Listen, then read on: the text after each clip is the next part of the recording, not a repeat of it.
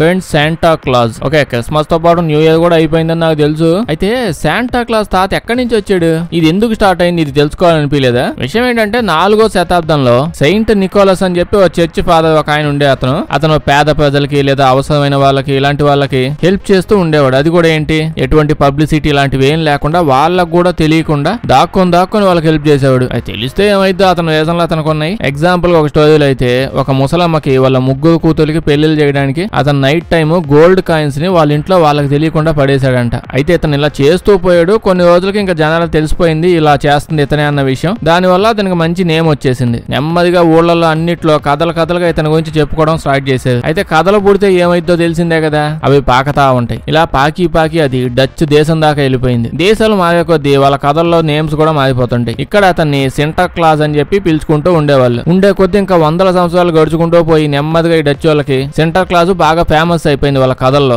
Original ఆయన చేసింది మర్చిపోయినా ఈ సెంటా క్లాజ్ మాత్రం వీళ్ళ దగ్గర ఫేమస్ అయిపోయింది. వీళ్ళైతే ఈ విధంగా ఇట్లాంటి టోపీలు డ్రెస్సులు అవి ఇవి సొంతగా డిజైన్ చేసేసుకుని క్రిస్మస్ ఇలాంటి పండుగలప్పుడు ఓ ఫెస్టివల్ చేస్తూ ఉంటారు సెంటా క్లాజ్ అని ఒక అతను తిప్పుతూ. కానీ 17వ శతాబ్దంలో ఏమైంది, చాలా మంది అమెరికన్స్ అంతా అమెరికాని ఎస్టాబ్లిష్ చేసుకుంటూ ఏడాది నుంచే జనాలు వస్తూ ఉన్నారు. మొత్తం అంతా అలా ఫామ్ అవుతూ ఉంది. అలాగే డచ్ దేశం వాళ్ళు కూడా ఇక్కడికి వచ్చేటప్పుడు వాళ్ళు ఏంది ఈ సెంటా క్లాజ్ స్కీమ్ ను కూడా వీళ్ళతో పాటు తెచ్చేసుకున్నారు. అంటే నమ్మకాలు కథలు కాస్ట్యూమ్లు అన్ని తెచ్చేసుకున్నారు. ఇక్కడ కూడా జనాలు ఈ ఫెస్టివల్ చేసుకోవడం స్టార్ట్ చేశారు. అది సెంటా క్లాజ్ కాస్త అమెరికాలో తగ్గట్టు ఏదో శాంటా క్లాజ్ లాగా చేంజ్ అయిపోయింది. అయితే ఆ టైంలో కవులు రచయితలు వీళ్ళందరూ మంచి ఊపు మీద ఉన్న టైం అది. ఎవరు స్పెషాలిటీ వాళ్ళు క్రియేట్ చేసుకుంటున్నారు. ఈ టైంలో సిలమెంట్ క్లార్క్ అని ఒక రైటర్ అతను ఒక పోయం రాశాడు, విజిట్ ఫ్రమ్ శాంటా క్లాజ్ అని. చాలా పెద్ద పోయం, 5-6 పేజీలు రాశాడు. అతని ఊహాగానాలు కల్పనలు కల్పితాలు అంటే అన్ని కల్పించుకొని మైండ్ లో వచ్చినవన్నీ రాసి పడేశాడు. అంటే అలా శాంటా క్లాజ్ వస్తాడు, పైన చిమ్నీల నుంచి బొమ్మలు ఎత్తుంటాడు, వచ్చేటప్పుడు ఓకనేవాడు, రైన్ డీస్ వేసుకొని వస్తాడు, వెనకాల స్లెడ్జ్ ఒకటి ఉంటది,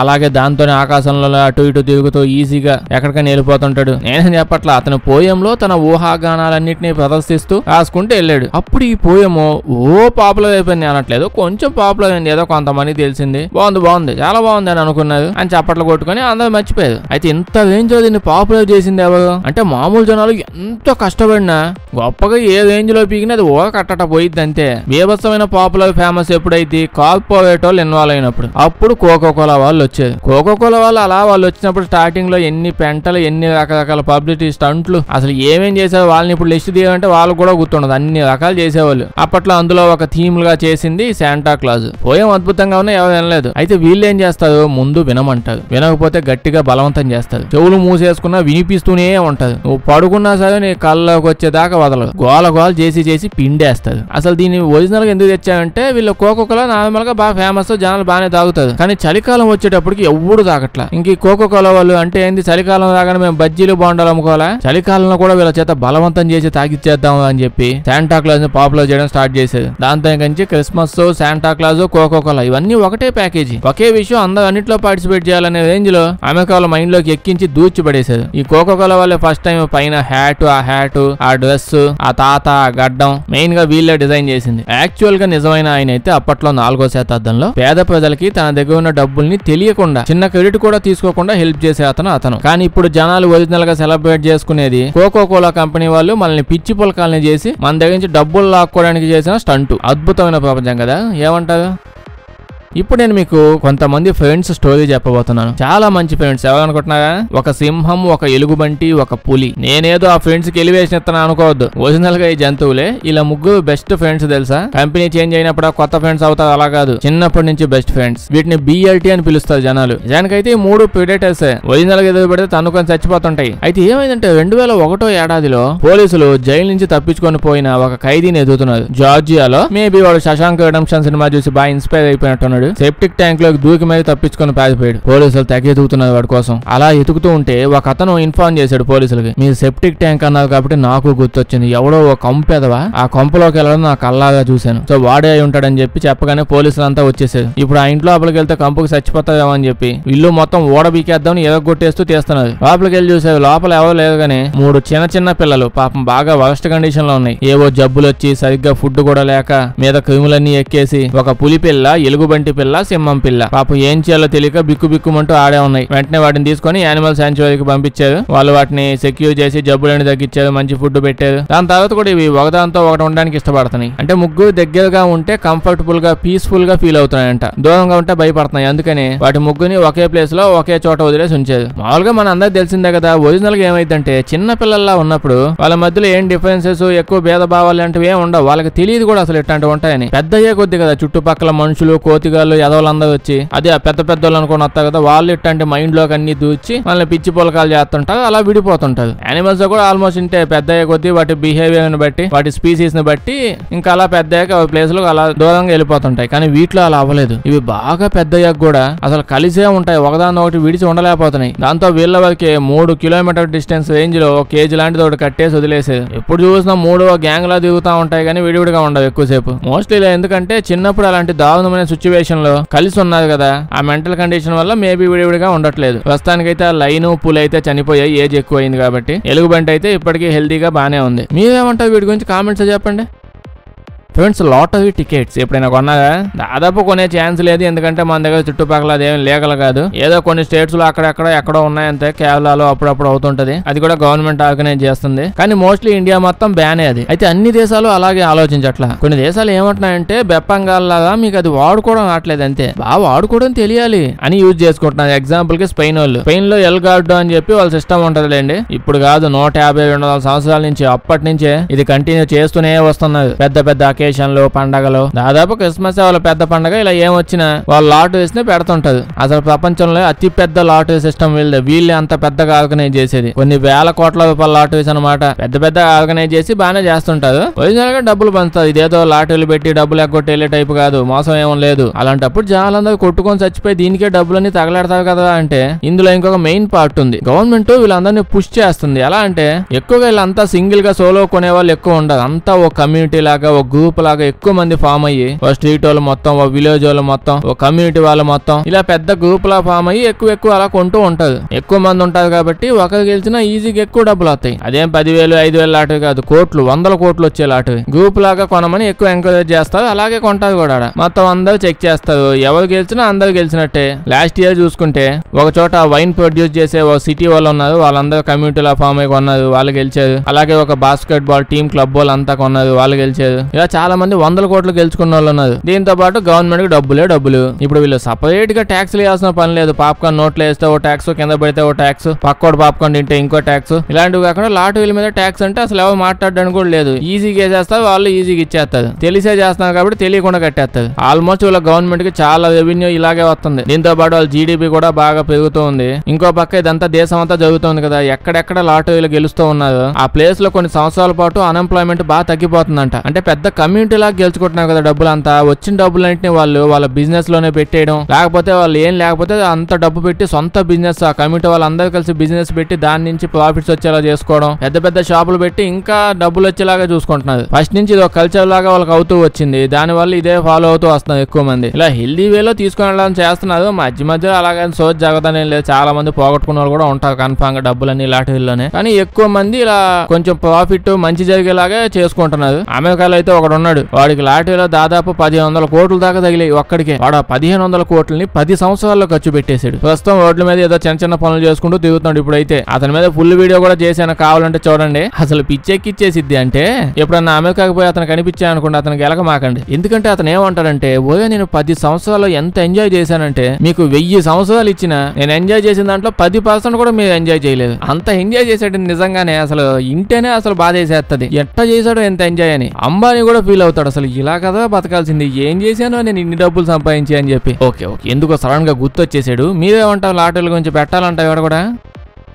ఫ్రెండ్స్, మీకు తెలుసా ఒక రోజులోనే కొన్ని వేల మంది, అప్పుడప్పుడు లక్షల మంది, అంటే యూట్యూబ్, ఇన్స్టాగ్రామ్, ట్విట్టర్ వీటన్నిటిలో కొత్త పేజెస్, కొత్త అకౌంట్లు క్రియేట్ చేస్తూ ఉంటారు. మీకు తెలిసిందే, మీలో చాలా మంది చేసే ఉంటారు. అందరికీ ఉంటది కదా, అబ్బా నేను పోస్ట్ పెట్టినా, ఫోటో పెట్టినా, వీడియో పెట్టినా, వేలలో లైక్స్, కామెంట్స్, లక్షల మంది ఫాలోవర్స్ ఇలా పిచ్చిగా వస్తూ ఉంటే పిచ్చెక్కిపోద్దని చెప్పి ఇలా ఉప్పొంగిపోవడం నార్మల్ విషయమే. అంటే చాలా తక్కువ మందికే సక్సెస్ అవుతుంది, ఎక్కువ మందికి కావు. రోజుకి 1,00,000 మంది సక్సెస్ అవ్వంటే ఏడైద్ది. అయితే ఒక కంపెనీ వాళ్ళు వీళ్ళ కష్టాలు చూసి కొత్త ఏఐని తీసుకొని వచ్చారు, అదే సోషల్ ఏఐ. ఏంటిది కొంపదీసి మనకి లక్షల మంది ఫాలోవర్స్ కామెంట్స్ ఇచ్చేస్తుందా అంటే ఇస్తుంది, కాకపోతే అంత ఒరిజినల్ కాదు, మొత్తం అన్ని ఏఐలే. వేల మంది లక్షల మంది ఏఐస్ మిమ్మల్ని ఫాలో అవుతూ ఉంటాయి. మీరు ఏ పోస్ట్ పెట్టినా ఏ ఫోటో పెట్టినా ఏం చేసినా కామెంట్స్ మీద కామెంట్స్, లైక్స్ మీద లైక్స్, ఏమన్నా సరే ఇప్పుడు మీరు పెట్టానుకోండి, ఇప్పుడు నేను న్యూ ఇయర్ పార్టీకి పోవాలా వద్దా, ఏం చేయాలంటానంటే వెంటనే సగం కామెంట్స్ ఎల్లు న్యూ ఇయర్ కి ఎంజాయ్ చేయాలి కదా అని, మిగతావన్నీ వదిలి నువ్వు సంవత్సరం అంతా ఏం బీకావు ఇప్పుడు న్యూ ఇయర్ కి పోయి పార్టీ చేసుకోవడానికి, మూసుకొని దుప్పటి కప్పుకొని పడుకో అని చెప్పి కొంతమంది. ఇలా అంతా చూడడానికి ఏవో జెన్యూన్ కామెంట్స్ అన్నట్టు, జెన్యూన్ రిప్లైలు అని చెప్పి పిచ్చి పిచ్చిగా పిచ్చెక్కిచ్చేస్తుంది అంటే యాప్. మీకు నచ్చినట్టే అన్ని సెలెక్ట్ చేసుకోవచ్చు, అక్కడ ఆప్షన్స్ ఉంటాయి. మీకు ఏఐ సపోర్ట్ చేస్తూ ఎక్కువ ఉండాలా, లేకపోతే మీ ఫ్యాన్స్ లాగా నీ కోసం రక్తాలు చిందేసి చచ్చిపోతా ఉన్నట్టు ఉండాలా మీ ఫాలోవర్స్, లేదా ఏడిపించాలా, ట్రోలర్స్ ఉండాలా, ఎంకరేజ్ చేయాలా, బండ బూతులు తిట్టి చంపేసేవాడా, పొగిడి చంపేసేవాడా, అమ్మాయిలా అబ్బాయిలా, లేదా మీకు ఐఐటి టాపర్స్ కావాలా మీ ఫాలోవర్స్,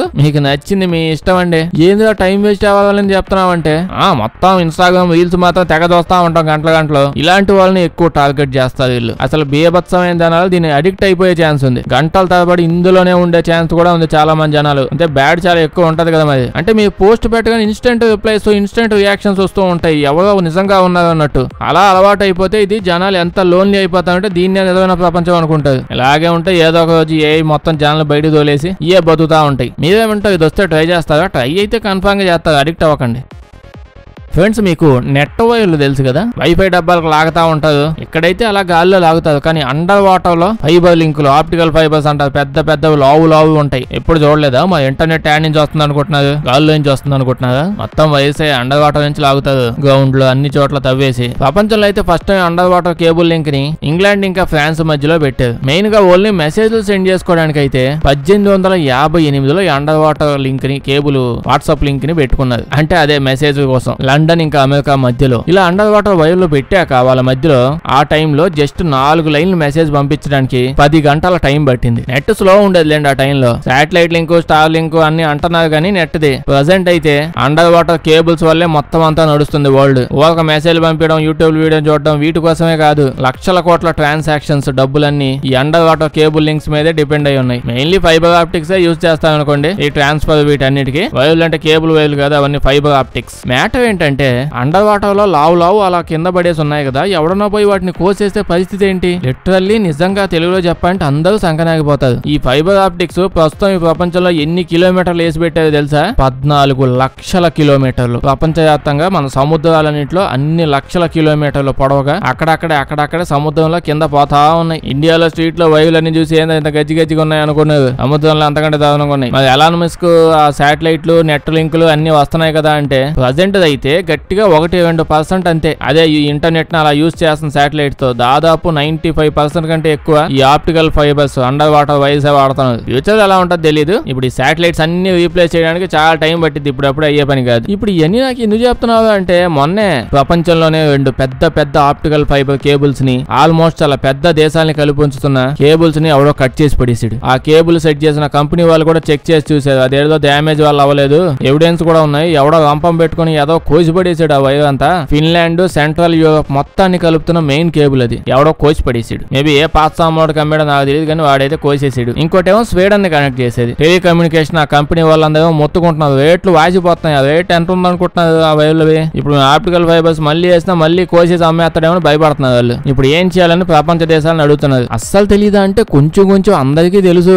మీకు అనిపించవచ్చు ఎవడో చేశాడు ఎందుకు అనుకోవచ్చు, కింద అన్ని సముద్రంలో జీవులు ఉంటాయి, ఏదో ఇలా బాబు కట్టిన సముద్రం లాగా అన్ని వైర్లేసి పడేశారు, జంతువులు కొరికాయి కదా అంటే సముద్రంలో అవి కోరకొచ్చు. అంతకుముందు చాలా షార్క్స్ వచ్చి ఎన్నో సార్లు కొరికి వదిలేసాయంట చాలా ఆప్టికల్ ఫైబర్స్. అంటే ఇప్పుడు కాదు 30-40 సంవత్సరాలు బ్యాక్ అనుకోండి, అప్పటి నుంచే ఇంక ఇలా జరుగుతున్నాయని చెప్పి అవి కొరికినా ఏం కాకూడదు అనే విధంగా మంచిగా తయారు చేసి పెట్టుకున్నారు. ఇప్పుడు అన్ని అవే వాడుతున్నారు, వాటి వల్ల అయితే ప్రాబ్లం లేదు ఇప్పుడు. కానీ కంపెనీ వాళ్ళు కూడా చెప్పారు, ఒకవేళ నిజంగా షార్క్ ఇంకా గట్టి పళ్ళు పళ్ళ సెట్టు పెట్టుకుని వచ్చి చేసిందన్న అది గజ్జిగా ఊడిపోయింది కదా, అదేం హార్డ్వేర్ స్టోర్ కి పోయి రంపం తెచ్చుకుని పోయింది కదా. క్లియర్ గా కోసి పడేసట్టు ఉన్నాయండి మార్కులాడ. చాలా మంది ఒక్కొక్కటి చెప్తున్నారు, అందరూ గట్టిగా చెప్పేది ఏంటంటే న్యూస్ పేపర్లు వేసి మరి ఖచ్చితంగా చైనా వాడు ఏదో చేసి ఉంటాడు అని చెప్పి. ప్రతి దాంట్లో చైనా వాడిని దోచకపోతే తిన్నదా అంటే నేనేం చేస్తున్నా అండి, వీళ్ళే చెప్తున్నారు, ఎవిడెన్స్ ఉంది. ఆప్టికల్ ఫైబర్ మెయిన్ కేబుల్ ఊడిపోయిందన్నాను కదా, ఎగ్జాక్ట్ గా ఈ లైన్ లోనే చైనా వాళ్ళ పెద్ద షిప్ ఉంది, కార్గో షిప్. ఆ షిప్ అక్కడక్కడే రౌండ్గా ఆడాడే దిగుతా ఉంది, ముందుగా వెనకో కనీసం ఏ ఒడ్డు దగ్గర ఆగి తిరగడం కూడా కాదు. ఎగ్జాక్ట్ గా అది ఎక్కడ కట్ అయిందో దాని మీద డంగడంగా యూటర్న్ వేసుకుంటూ మరి తిరిగింది. మ్యాటర్ ఏంటంటే ఈ వైర్లు ఇంకో టైప్ లో కూడా తెగుతుంటాయి. షిప్లు వెళ్ళేటప్పుడు వేసేటప్పుడు కిందకి యాంకర్లు వదులుతారు కదా ఆగాలనుకున్నప్పుడు, అలా వేసినప్పుడు కొన్నిసార్లు అది బాగా షార్ప్ గా ఉంటే తెగిపోయే ఛాన్స్ కూడా ఉంది. ముందు కొంచెం కట్ అయి తర్వాత ఫుల్ గా కట్ అయిపోతాయి. మరి చైనా వాళ్ళ షిప్ అక్కడక్కడే, అది షిప్ కదా, అదేమో బైక్ ఆడాడే వౌండ్లు చెప్పడానికి యాంకర్ కింద వేస్తేనే వాళ్ళు అలా అక్కడే ఎక్కువసేపు తిరగలరు. సో వాళ్ళు అక్కడ ఎక్కువసేపు ఉన్నారు కాబట్టి మెయిన్ డౌట్ వచ్చింది. అయితే వాళ్ళకేం దూలగా అంటే వాళ్ళే దూలగాళ్ళు, ఏదో ఒకటి చేస్తూ ఉంటారు. ఇది చేసేదేమో తెలియదు ఇంకా ఫుల్ గా. అయితే చైనా వాడు ఏమంటున్నా అంటే ఎంతసేపు చైనా చైనా అంటారా, రష్యా వాడు ఏమన్నా మీ మమ్మీ హస్బెండా, వాడిని ఏమన్నా అంటే పాపం వాడేం చేశాడు అంటే వాడు చాలా చేశాడు. ఈ రష్యా వాళ్ళు ఎన్నో సార్లు పెద్ద పెద్ద మీటింగ్లు ఎట్టి మరీ చెప్పారు, ఓ అక్కయ్య మీరు అందరూ వచ్చి నా తలకాయ తిని పడేస్తున్నారు, ఇంకోసారి చెప్తున్నా ఏనండి మీ పనులు మీరు చేసుకుంటూ బాగుండే, మమ్మల్ని కానీ ఎట్నే గెలుగుతా పోయావంటే అండర్ వైర్ ని కోసి పడేస్తా, మీ కేబుల్స్ అని గెలిగి పడేస్తా, మీ ఇష్టం అని చెప్పి చాలా సార్లు వాళ్ళ మెయిన్ పొలిటీషియన్లే మీటింగ్ లెట్ మీద చెప్పారు ఈ స్టేట్మెంట్ ని. అప్పటి నుంచి అమెరికా వాళ్ళు ఇంకా సీక్రెట్ గా ఈ మెయిన్ వైర్స్ అన్ని ఉంటాయి కదా, ఆప్టికల్ ఫైబర్స్ లైన్స్ ఉంటాయి కదా, ఇక్కడ రష్యా వాళ్ళ షిప్ ఏం దిగుతున్నా వాళ్ళు అబ్జర్వ్ చేయడం స్టార్ట్ చేశారు. ముందు ఎవరికి తెలియకుండా వెంటాడే వాళ్ళు ఇప్పుడు అందరికి తెలిసేలాగే ఫాలో అవుతూ ఉన్నారు. వాళ్ళు ఎక్కడికి పోయినా వెళ్ళిపోతున్నారు. ఆగాడు కోసుకోవడానికి అయితే పల్లెడు కోసుకోవడానికి వచ్చాడు భయం వేస్తుందా అని తెగ ఖర్చు పెడుతూ దిగుతున్నారు. దాంతో పాటు అందరికి అర్థం అయిపోతుంది రష్యా వాళ్ళ యాక్టివిటీస్ ఈ కేబుల్స్ దగ్గర ఎక్కువ అయిపోతుంది. ఆధారాలు అయితే ప్రస్తుతం లేవు, ఫ్యూచర్ లో ఏమవుతుందో చూడాలి. నచ్చుంటే లైక్ చేయడం మర్చిపోకండి. ఇలాంటి వీడియోస్ ఇంకా కావాలంటే మా ఛానల్ చెక్ చేసి చూడండి, అలాగే సబ్స్క్రైబ్ చేసేయండి.